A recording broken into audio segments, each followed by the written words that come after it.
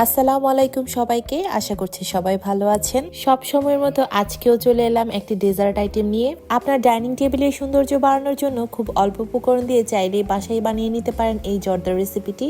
আর decoration করার জন্য এই ছোট ছোট মিষ্টিগুলোও চাইলে আপনি বাসায় বানিয়ে নিতে পারেন। এই মিষ্টিগুলো আমার নিজের বানানো। এই ছোট মিষ্টিগুলো বানানোর ভিডিওটা আমি এই ভিডিও ডিসক্রিপশন বক্সে দিয়ে দিব। আপনারা চাইলে সেই ভিডিওটা দেখে এই মিষ্টি বানানোর রেসিপিটাও শিখে নিতে পারেন। এবার চলুন দেখে নিই এই জর্দাটা আমি কিভাবে তৈরি করেছি। প্রথমে একটি পাতিলে আমি 1 লিটার পরিমাণ পানি দিয়ে দিচ্ছি। আমি 1 কাপ চিনি গুঁড়া চালের জর্দা তৈরি করব, তার জন্য 1 লিটার পানি দিচ্ছি। দিয়ে দিচ্ছি 2টি তেজপাতা এবং এলাচ আর দারুচিনি। আর চালের পরিমাণটা আপনারা কমিয়ে বাড়িয়ে নিতে পারেন। জর্দার রংটা আনার জন্য অরেঞ্জ ফুড কালার দিয়ে দিচ্ছি। অবশ্য আমার বাসায় জর্দার রং ছিল না, লাল এবং হলুদ ফুড কালার ছিল। এটা দিয়ে আমি অরেঞ্জ কালার বানিয়ে নিয়েছি। পানিটা গরম হয়ে আসলে এ পর্যায়ে দিয়ে দিচ্ছি 1 কাপ পরিমাণ চিনি গুঁড়া চাল। চালটা যেন ঝরঝরে থাকে তার জন্য একটু রান্নার তেল ব্যবহার করেছি। এখন নেড়ে ছেড়ে একটা ঢাকনার সাহায্যে ঢেকে দেবো যেন চালটা সেদ্ধ হয়ে আসে। চালে অলরেডি বলক চলে এসেছে। আমি একটু পরপরই ঢাকনাটা তুলে চেক করে নিচ্ছি চালটা কি পরিমাণ সেদ্ধ হয়েছে। চালটা যখন 90% সেদ্ধ হয়ে যাবে তখন আমি এটা ছেঁকে নিব। আমি একটু তুলে হাতের সাহায্যে চেক করে নিচ্ছি চালটা কি পরিমাণ সেদ্ধ হয়েছে। চালের 90% সেদ্ধ হয়ে গেলে এটা উঠিয়ে নিতে হবে। এর থেকে বেশি সেদ্ধ করলে এই জর্দাটা ঝরঝরে থাকবে না। একটা স্টিলের ছাঁকনির সাহায্যে আমি এগুলোকে ছেঁকে নিচ্ছি।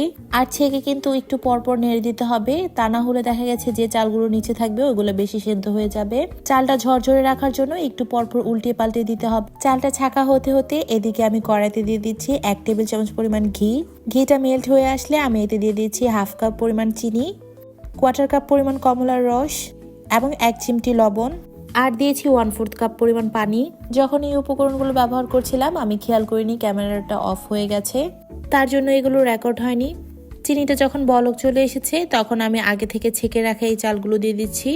এখন ভালো করে নেড়ে চেড়ে আমি এই চিনি শিরাটার সাথে ভালোভাবে মিশিয়ে নিব। আর এই চিনি শিরাতে বাকি 10 ভাগ চালটাও সেদ্ধ হয়ে যাবে। আর চুলার আঁচটা কিন্তু এখানে মিডিয়ামে রাখতে হবে, মিডিয়ামের থেকে একটু কম রাখতে হবে। ভালোভাবে নেড়ে চেড়ে এভাবে চেপে আমি একটা ঢাকনার সাহায্যে ঢেকে দিব, এতে করে চালটা ভালোভাবে সেদ্ধ হয়ে যাবে। আর চুলার আঁচটাও কিন্তু একদম লোতে রাখতে হবে এই পর্যায়ে, তা না হলে তলানিতে লেগে যাওয়ার সম্ভাবনা থাকে। আমার চালটা এখানে সম্পূর্ণ সেদ্ধ হয়ে গেছে। এখন আমি এইগুলোকে একটু ভাজা ভাজা করে নিব। আর যতটা আঠালো আঠালো দেখা যাচ্ছে এটা কিন্তু ঠান্ডা হয়ে গেলে এই আঠালো ভাবটাও ছেড়ে দিবে। এই পর্যায়ে আমি যে তেজপাতাগুলো ব্যবহার করেছিলাম সেগুলো তুলে ফেলে দিব। জর্দাটাকে ভালোভাবে নেড়ে চেড়ে এই পর্যায়ে ব্যবহার করছি 1 চা চামচের থেকে একটু কম ঘি। এতে করে জর্দার স্মেলটা কিন্তু সুন্দর আসবে। আর এই ঘিটা কিন্তু আমি বাসায় তৈরি করেছিলাম। একদিন এই ঘিয়ের রেসিপিটাও আমি আপনাদের সাথে শেয়ার করব। তো আমার জর্দা তৈরি হয়ে গেছে। আমি এখন এটাকে একটা সার্ভিং ডিশে তুলে নিব। আলহামদুলিল্লাহ, এই জর্দার কালারটাও কিন্তু অনেক সুন্দর এসেছে। আমি ছোট ছোট মিষ্টি দিয়ে এটা ডেকোরেশন করে নিচ্ছি। এই ছোট ছোট মিষ্টির সাথে কিন্তু জর্দাটা খেতে অনেক ভালো লাগে। আপনার কিভাবে জর্দা খেতে ভালো লাগে অবশ্যই কমেন্ট করে জানাবেন। আপনারা চাইলে এর উপর কাজু বাদাম বা কিশমিশ এগুলোও ব্যবহার করতে পারেন। তবে জর্দার সাথে টপিংস হিসেবে আমার এই ছোট মিষ্টিগুলোকেই বেশি ভালো লাগে। আমার আজকের ভিডিওটি আপনাদের কাছে কেমন লেগেছে অবশ্যই কমেন্ট করে জানাবেন। ভিডিওটি ফেসবুক থেকে দেখে থাকলে অবশ্যই আমার পেজটাতে একটা লাইক দিবেন। আমার ভিডিওটি যদি কোনো আপু দেখে থাকেন তাহলে অবশ্যই ভাইয়াকে এটা বানিয়ে খাওয়াবেন। আর যদি কোনো ভাইয়া ভিডিওটি দেখে থাকেন তাহলে অবশ্যই আপুকে মেনশন দিবেন এটা বানিয়ে খাওয়ানোর জন্য। আশা করছি আমার আজকের রেসিপিটা আপনাদের কাছে ভালো লেগেছে।